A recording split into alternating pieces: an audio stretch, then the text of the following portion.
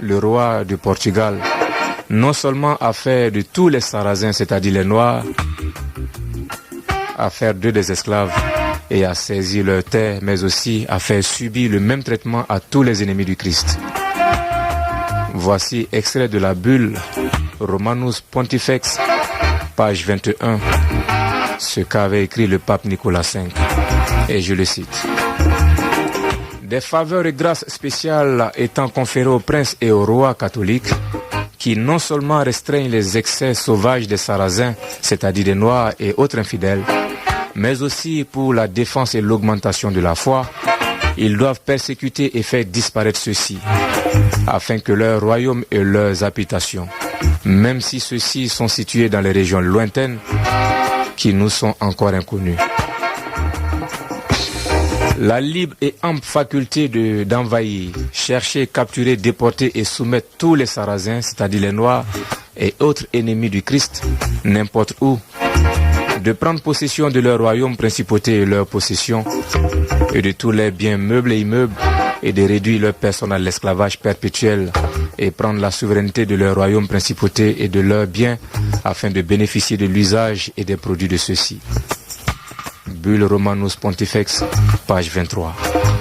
Oui, man, c'est l'histoire qui te parle.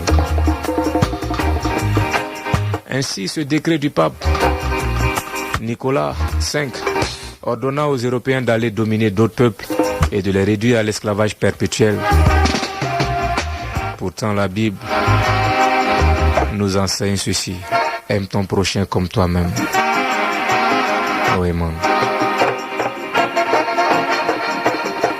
La cause donc du déclin de la misère de l'Afrique se trouve dans l'esclavage.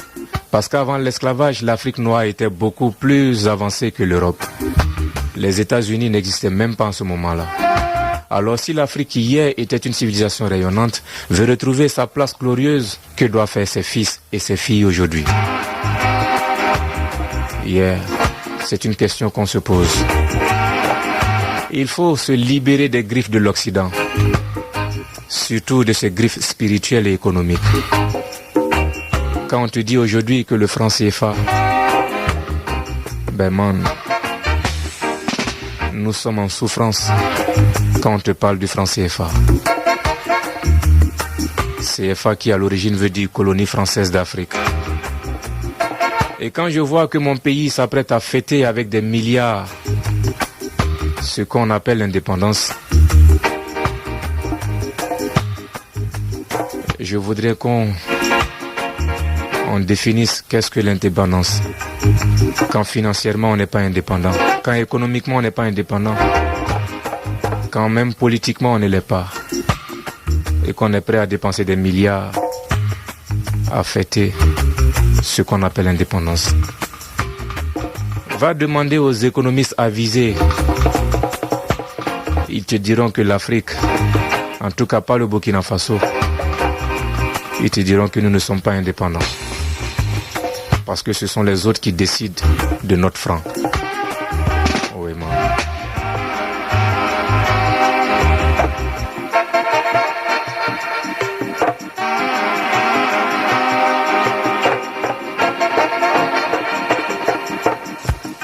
L'Afrique est terre et l'Afrique est une gloire, une terre de gloire. Et pour cause, l'empire Aoukar au Ghana a survécu à peu près 1000 ans. Le Ghana a connu 44 rois avant la 25e dynastie égyptienne. 44 rois. Et aujourd'hui, Barack Obama est le 44e président des États-Unis. Ce sont des signes pour toi, mon frère. Pour te dire que l'Afrique a toujours été une terre de gloire, encore d'autres exemples. En 1311, l'empereur Aboubakari II était renommé pour avoir envoyé des empires approvisionnés en eau, nourriture et cadeaux vers d'autres mondes. Et c'est justement à partir de cette époque qu'apparaissaient des indices et preuves de contact entre l'Afrique de l'Ouest et le Mexique et la Colombie. Il y a eu des échanges entre ces peuples bien avant que des assassins et des pirates comme Christophe Colomb ne proclament avoir découvert l'Amérique. Le roi noir Aboubakari II avait déjà découvert l'Amérique avant que Christophe Colomb ne bombe sa poitrine et dise qu'il avait découvert l'Amérique. Mensonge. Et comme à l'époque, nous étions un peuple très civilisé, nous ne sommes jamais allés en tant que conquérants. Non. Un autre fait historique. En 1324,